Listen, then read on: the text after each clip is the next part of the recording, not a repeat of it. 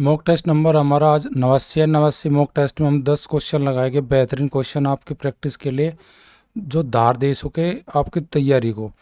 तो स्टार्ट करते हैं। और काफ़ी पेंसिल लेके साथ साथ में अगर इस वीडियो को कोई भी पूरा देख रहे हैं तो साथ साथ में मेरे साथ क्वेश्चन सोल्व करते चले और देखिए 10 में से आप कितने क्वेश्चन ठीक बना पाते हैं। पहला क्वेश्चन आपका एक त्रिकोण छत की भुजा यानी कि त्रिभुजाकार छत है, उसकी भुजा 13, 14, 15 मीटर की है। 15 मीटर लंबाई वाली भुजा की ऊंचाई ज्ञात करनी। तो सवाल की अप्रोच क्या है, पहले हम जो त्रिकोणी छत है उसका क्षेत्रफल निकाल लेंगे। क्षेत्रफल निकालने के बाद उस क्षेत्रफल के बराबर रख देंगे हम आधार गुणा ऊंचाई। 15 मीटर का आधार है तो उसकी ऊंचाई कितनी होगी, जब आधार से हम भाग करेंगे क्षेत्रफल को तो उसकी लंबाई का ऊंचाई का पता लग जाएगा हमें। तो यहाँ पे क्या करेंगे, हम फॉर्मूला लगाएंगे। 13, 14, 15 का ट्रिपलेट नहीं बनता तो ये विषमबाहु त्रिभुज है। विषमबाहु त्रिभुज का फॉर्मूला होता है तीनों भुजाओं का योग और उसके बटे 15। 15 और 14 29, 29 और 13 हो जाएंगे 42 और 42 का जस्ट हाफ हो जाएगा 21। 21 मेरा मान आ जाएगा किसका जी, एस का, यानी कि उसका अर्ध परिमाप। हीरोइन फॉर्मूला हमारा क्या होता है, हीरोइन फॉर्मूला होता है अर्ध परिमाप, उसमें फिर उसकी भुजाओं का अंतर का गुणनफल यानी कि एस माइनस ए, एस माइनस बी और एस माइनस सी।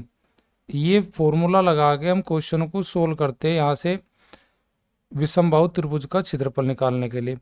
अर्ध परिमाप मेरे पास 21 है। 21 में से पहला घटाऊंगा मैं 14 तो बचेगा 7, फिर घटाऊंगा 15 तो बचेगा 6, फिर घटाऊंगा मैं 13, 13 घटाऊंगा 21 में से तो बच जाएगा 8। तो इस प्रकार मेरे पास हो जाएगा मान 21 का 3 गुना 7 गुना 7, उसके बाद 6 का हो जाएगा 2 गुना 3 और 8 के लिए हो जाएगा मेरे पास 2 गुना 4। अब यहाँ से वर्गमूल इनके रूट लग जाएगा ऊपर, तो रूट से बार बार संख्या निकलेगी जिसका पेयर बनेगा। जैसे 7 का पेयर बन रहा है, 2 का पेयर बनना है, 3 का पेयर बनना है, तो 3 बार आ जाएगा। साथ साथ में 2 का पेयर, ये वाला 2 का पेयर भी बार आ जाएगा, यहाँ से 2 बार आ जाएगा, 2 3 और जी फिर हमारे पास 4 का वर्ग होता है 2, ये भी 2 निकल आएगा, फिर 7। तो लास्ट में मेरे पास कुछ नहीं बचेगा रूट में। 3 दूनी 6, 6 दूनी 12 और 12 सते 84, यानी कि 84 वर्ग मीटर मेरा क्षेत्रफल है उस त्रिकोणी छत का, 83 वर्ग मीटर। अब मुझे बतानी किस वाले के साथ में, 15 जिसकी लंबाई है उसकी ऊंचाई। तो मैं क्या कहूँगा, एरिया बराबर, यानी कि जो त्रिकोणी छत है उसका एरिया बराबर 1/2 आधार गुणा यानी कि बेस गुणा ऊंचाई, बेस गुणा ऊंचाई। मेरे पास बेस हो जाएगा 15 की लंबाई का दिया उसने, तो बेस का मान 15, एच मुझे निकालना, तो गुना करूँगा 1/2 और मेरे पास एरिया आ जाएगा जो मुझे भी निकालना 84। 84 में गुना करूँगा 2 की, तो 84 का डबल 168। 168 को अगर मैं 15 से भाग कर दूँ तो मेरी हाइट आ जाएगी 15 कम 15 बच गए, एक मेरे पास हो गए 18, 15 कम 15 बच गए 3, 15 दूनी 30। तो यानी कि मेरे पास उस त्रिकोणी छत में जिसकी लंबाई 15 मीटर वाली भुजा है उसकी ऊंचाई हो जाएगी मेरे पास 11.2 मीटर। 11.2 मीटर मेरे पास कौन से ऑप्शन में दिया है, ऑप्शन सेकंड में दिया है। क्वेश्चन नंबर सेकंड, साधारण ब्याज के तहत एक बैंक में जमा राशि 2 वर्षों में 960, 3 वर्षों में 1080 हो जाती है, मूलधन ज्ञात कीजिए। तो देखिए 2 वर्ष का मिश्रधन दिया है मेरे पास 960 और 3 वर्ष का मिश्रधन दिया है मेरे पास कितना जी, 1080। तो अगर 2 साल और 30 साल का अंतर लूँ तो 1 साल का ब्याज मेरे पास कितना आएगा जी, 1 ईयर का मेरे पास इंटरेस्ट कितना आएगा, 1080 में से घटा लूँगा मैं 960, 960 घटा मैं 1080 में, तो मेरे पास 1 साल का ब्याज आ जाएगा कितना जी, 120 रुपये। मुझे निकालना मूलधन, तो अगर मैं कहता हूँ 2 साल के मिश्रधन में से 2 साल का ब्याज घटाओ या 3 साल के मिश्रधन में से 3 साल का ब्याज, 1 साल का ब्याज है मेरे पास 120, तो मैं 2 साल का ब्याज देखता हूँ। 2 साल का ब्याज मेरे पास कितना हो जाएगा, 2 गुना 120। 2 गुना 120 का मीन्स हो जाएगा 240 रुपये का ब्याज बनेगा 2 साल में। और 2 साल का मेरे पास मिश्रधन यानी कि मूलधन प्लस ब्याज दिया है कितना जी, 960। अगर 960 रुपये में से मैं 960 जो मेरा 2 साल का मिश्रधन है उसमें से मैं 240 रुपये घटा लेता हूँ तो मेरे पास आ जाएगा मूलधन का मान। तो 960 माइनस 240 करूँगा तो 0, 2 और जी 7, यानी कि 720 रुपये मेरा वहाँ पे क्या है जी, मूलधन। और मूलधन की राशि मुझे निकालनी थी कि मूलधन का मान ज्ञात कीजिए, मूलधन कितना है। तो मूलधन हो जाएगा जी मेरे पास 720। 720 के लिए मेरे पास ऑप्शन हो जाएगी जी पहली। नेक्स्ट क्वेश्चन, एक त्रिभुज की भुजा का अनुपात 5, 6, 8 का है, परिमाप है 190 सेंटीमीटर, त्रिभुज का क्षेत्रफल। तो परिमाप आपका 190 है। अगर हीरो इन फार्मूला लगाऊंगा तो उसका एस का मान हो जाएगा मेरे पास जी 9 दूनी 18, 5 दूनी 10, यानी कि एस का मान मैं पहले निकाल लेता हूँ। एस का मान हो जाएगा मेरे पास जी 95 सेंटीमीटर। अब मैं भुजा निकालता हूँ। इन तीनों के अनुपात का योग 6, 5, 11, 11 और 8, 19। 19 यूनिट का मान मेरे पास है जी कितना जी, 190। तो 1 यूनिट में मेरा मान कितना आएगा, 1 यूनिट में मान आ जाएगा 190 को 19 से भाग करूँगा तो आ जाएगा 10। और 10 की गुना अगर मैं कर दूँ 5 में तो एक भुजा आ जाएगी 50 सेंटीमीटर की, दूसरी आ जाएगी 60 की और तीसरी आ जाएगी जी 80 की। तो इन तीनों भुजाओं से मैं हीरोइन फार्मूला लगाऊंगा। हीरोइन फार्मूला लगाने के लिए मुझे चाहिए पहले अर्ध परिमाप। अर्ध परिमाप मैंने पहले निकाल लिया, 190 का आधा हो जाएगा 95।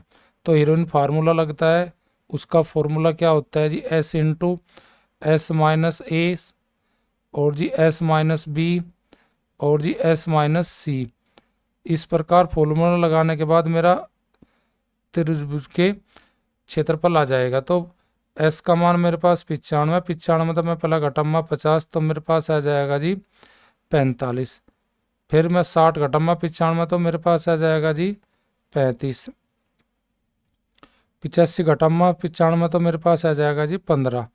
अब मैंने ब्रेक कर लूँगा, 95 करूँगा जी 5 गुना 19 पंजे 95 और जी 45 का करूँगा 5 गुना 9 पंजे 45।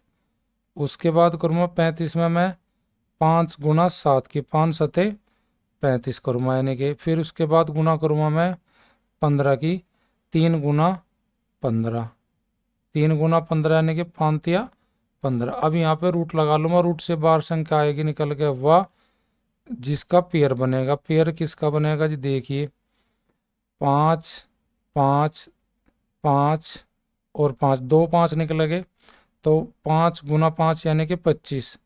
2 5 निकलेंगे बाहर 5, तो 2 5 बाहर लगेंगे, दोनों गुना करेंगे 5 पंजे 25। देखिए 19 और यहाँ पे 9, 9 का बाहर निकल जाएगा क्या, वर्गमूल 3। और जी 9 के बाद फिर मेरा यहाँ पे निकलेगा 3 भी नहीं निकलेगा, 3 भी नहीं निकलेगा, 3 रूट में रहेगा हमारा, 7 रूट में रहेगा और जी 19 रूट में रहेगा। 7 या 21, 21 गुना 19, 21 गुना 19 कर लगे, 19 गुना 21 करेंगे तो ये रूट में रह जाएगा दोनों की वैल्यू, क्योंकि 7 गुना 3 21 और 19, हाँ बाकी 12 आ गया। 25 थी मेरे पास हो जाएगा जी 75। 75 रूट के अंदर 19 की और इसकी गुना करूँगा, 19 से कम 19 बच गया आपके पास एक, 19 दूनी 38, 38 और 1 39, यानी कि ये हो जाएगा 399। 399 को लगभग मान लो मैं 400, 400 के यानी कि बाल डगा ये 20 का तो होने का नहीं, तो 19.9 के लगभग मेरा आंसर वही हो जाएगा। तो 19.9 के लगभग मैं 20 मगर ले लेता हूँ, तो अगर मैं यहाँ गुना 20 ही मान लेता, 400 मान लेता हूँ सही यहाँ पे, तो मैं अगर 400 मान लेता तो यहाँ पे मेरा आता बाहर निकल गया किसका जी, 20 का। और 20 की गुना करता अगर मैं 75 में तो लगभग में मेरा आंसर आ जाता कितना, 75 गुना 20 करूँगा तो 75 का डबल हो जाएगा 150, एक जीरो हमारा रख देंगे साथ में। तो 1500 के आसपास मेरा ऑप्शन बनेगी, और 1500 के आसपास मेरी ऑप्शन जो होगी ना तो 3516 होगी, ना 3004 होगी, ना 2347 होगी, जो होगी वो 1498 होगी। 1498 किसके आसपास की संख्या होगी ऑप्शन जी, वो 1500 के। ये मेरा पहली ऑप्शन राइट हो जाएगी। एक आदमी 6 किलोमीटर प्रति घंटे की रफ्तार से चलता है, 10 किलोमीटर प्रति घंटे की रफ्तार से दौड़ता है, यानी कि रफ्तार उसकी आदमी की चलने की तो है, उसकी स्पीड जी, चलना तो है जी उसका कितने का जी, आपका 6 किलोमीटर प्रति आवर, यानी कि 1 घंटे में 6 किलोमीटर चलता है। और जी दौड़ता है वो घंटे में कितना जी, दौड़ना है जी उसका कितना घंटे में, दौड़ने की स्पीड है जी उसकी 10 किलोमीटर प्रति घंटा, यानी कि 10 किलोमीटर जाने में वो 1 घंटा लेता है। इसने कहा 3 घंटे में यह दूरी, वह 3 घंटे में एक दूरी तय करता है जिसमें 1 घंटा चलता है, यानी कि 6 गुना 1, और 2 घंटे वो दौड़ता है।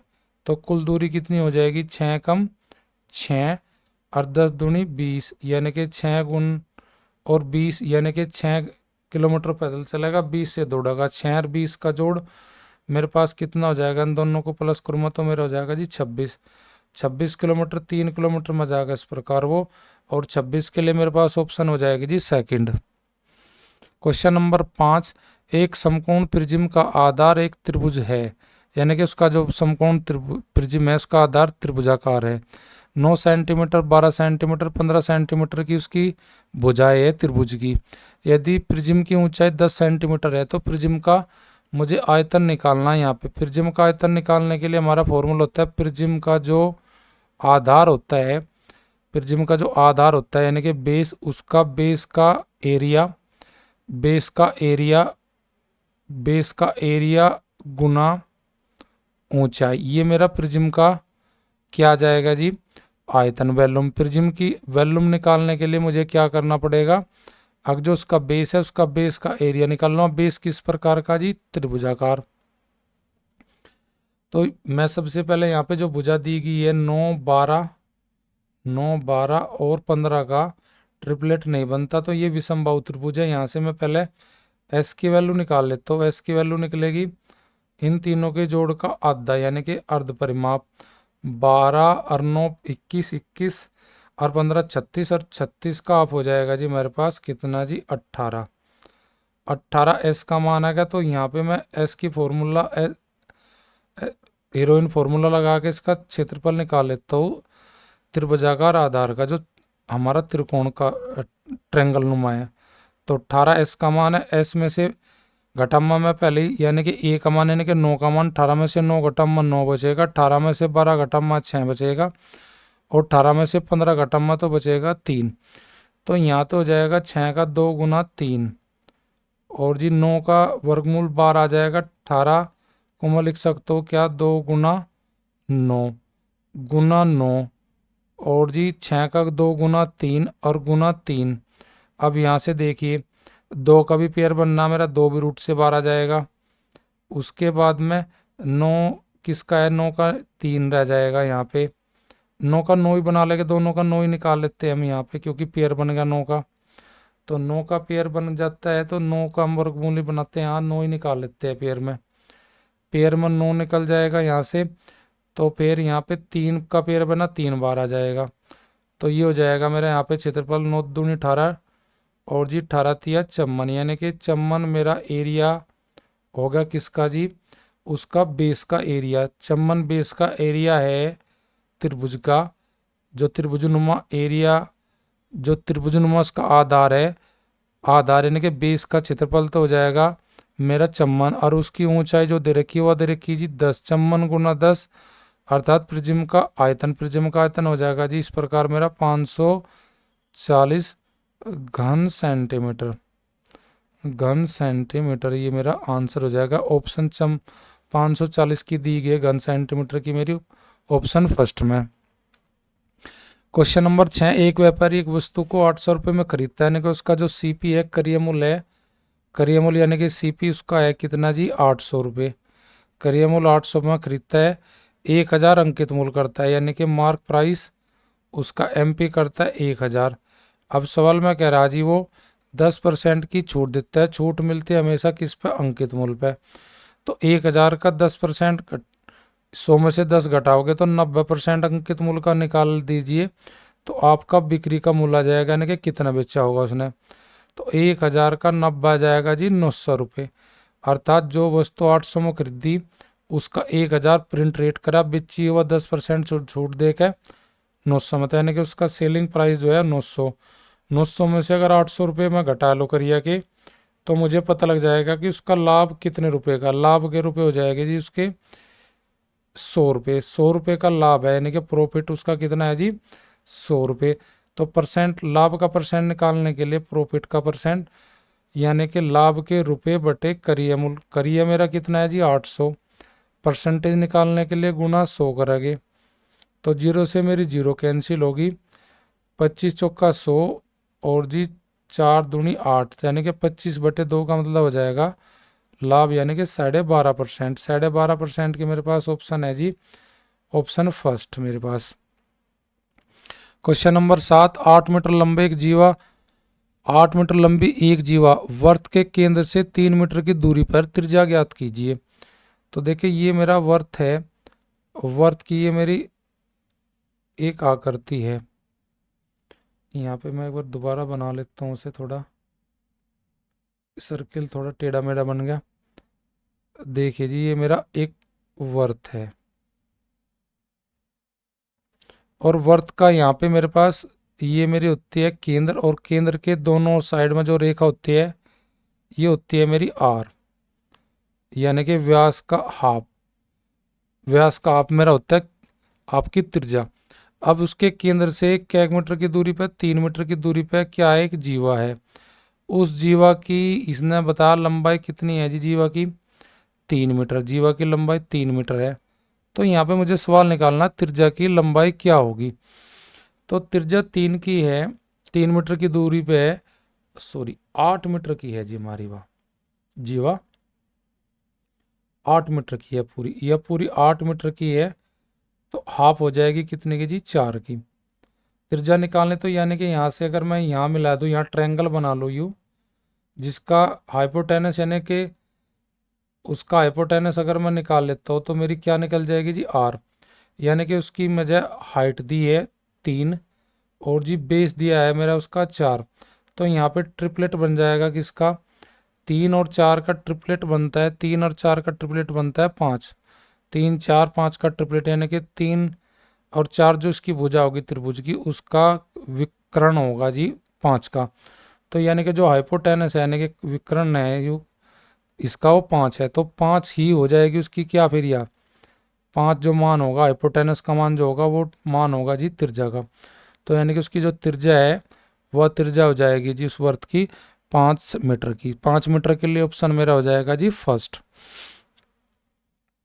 क्वेश्चन नंबर 8, एक व्यापारी ने दो चीजों को 5000 रुपये प्रति चीज की दर से बेची, यानी कि 5000 की एक है तो 5000 की एक है, तो दोनों का टोटल विक्रय मूल्य कितना होगा जी मेरे पास? 10,000, यानी कि 10,000 रुपये मेरा उसका टोटल सेलिंग प्राइस है दोनों चीज़ों का। उसमें कहा जी एक 20% पे लाभ पे, दूसरी 20% हानि पे। जहाँ बराबर का लाभ बराबर की हानि होती है वहाँ पे हमेशा हानि होती है। कितने की होती है? जो हानि का या लाभ का परसेंट है उसका स्क्वायर करके बटे अगर हम 100 कर दे तो हमें पता लग जाता है कि टोटल परसेंट हमारी हानि कितनी है। तो 400/100 का मतलब 4% की मुझे हानि होगी। 4% की हानि है तो फिर मैं उसे बिच्छूंगा परसेंट में, कितने में जी? 100% अगर मेरा क्रय मूल्य है तो 100 में से 4% की हानि होगी, तो उसका टोटल विक्रय मूल्य होगा 96%, यानी कि 96% टोटल रेट है। परसेंट में टोटल रुपये में परसेंटेज हो जाएगा उसका 10,000, यानी कि 10,000 का जो मान है 96%। अगर 10,000 को 96% तक भाग कर दूँ तो 1% की वैल्यू आ जाएगी। मुझे निकालना कुल नुकसान या फायदा, तो मेरा नुकसान है 4% का। तो 1% का मान जब आएगा जब 10,000 रुपये को मैं भाग करूँगा किससे जी? 96 से, क्योंकि 10,000 का टोटल रेट परसेंटेज में है 96।